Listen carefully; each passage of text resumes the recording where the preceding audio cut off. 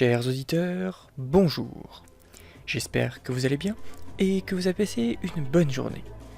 Nous repartons ensemble en Mandélsie pour ce 9e épisode du retour de l'opération Papillon.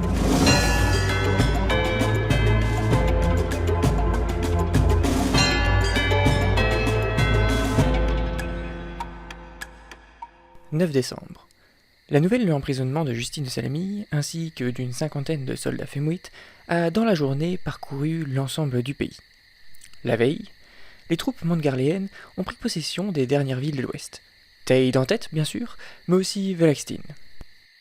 Si Teyde n'a pas subi de grandes destructions, la situation est tout autre pour Valaxtine qui a perdu de nombreux bâtiments gouvernementaux. Seule la ville de Montgarlac semble avoir été épargnée par cette invasion éclair. Montgarlac, c'est la capitale de la province de Montgraham. La ville est nichée dans les montagnes et possède comme principal monument un immense château-pont enjambant la Sisyphe.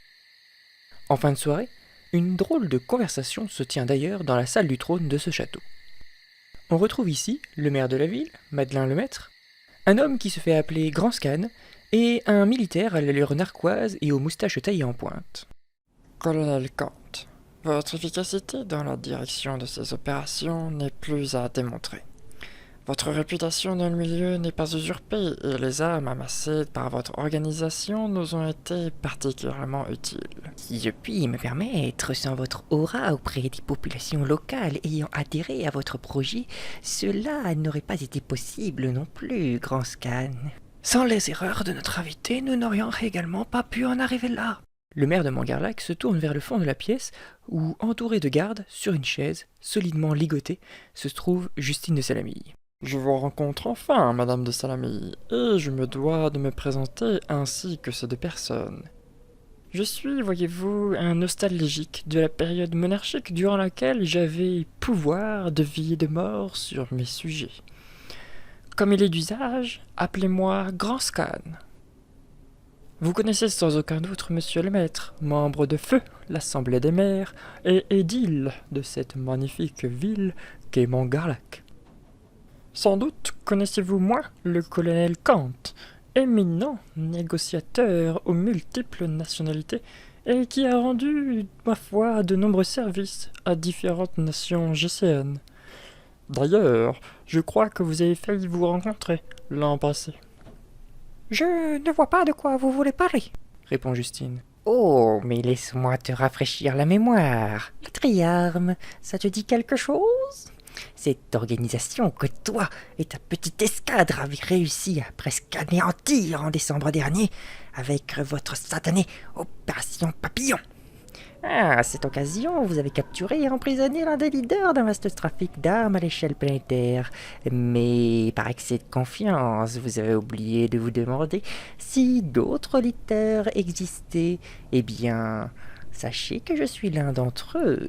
La troisième tête de l'hydre, si je comprends bien. C'est cela même, celle qui gérait notamment les activités d'exploitation minière en Aldecil. Et qu'est-ce qui vous pousse à vous joindre à ces forbans dans cette invasion de la Mandélsie? Invasion? Hé hé, c'est mal me connaître, Madame de Salamille. Moi, le grand Scan du Montgraham, ne souhaite pas envahir la Mandélsie, mais plutôt la servir. Cependant, nous ne sommes pas dans un film, alors je ne vous dévoilerai pas l'entièreté de mes plans. Quant au colonel Kant, je crois que le désir de vengeance l'a poussé à se joindre à notre entreprise. Voyez, Madame de Salamille, après avoir ruiné mon commerce l'an passé, je compte bien vous rendre la monnaie. Sur ces mots, celui qui se fait appeler Grand Scan fait un geste de la main aux gardes postés en faction dans la salle. Ceux-ci s'avancent vers Justine de Salamille et la saisissent par les épaules. N'ayant pas la possibilité de marcher du fait de ses liens, celle-ci se laisse traîner. Tandis qu'elle s'éloigne, elle fixe d'un regard les trois hommes. Se sentant sûrement menacé, le maire de Montgarlac rompt le silence. « Seigneur Kerlo, il est l'heure pour votre allocution. » À cet instant, la grande horloge de l'immense salle du trône de Montgarlac sonne de 24 coups. D'un instant à l'autre, le grand Scan de Mandélsie allait enfin se révéler au peuple conquis.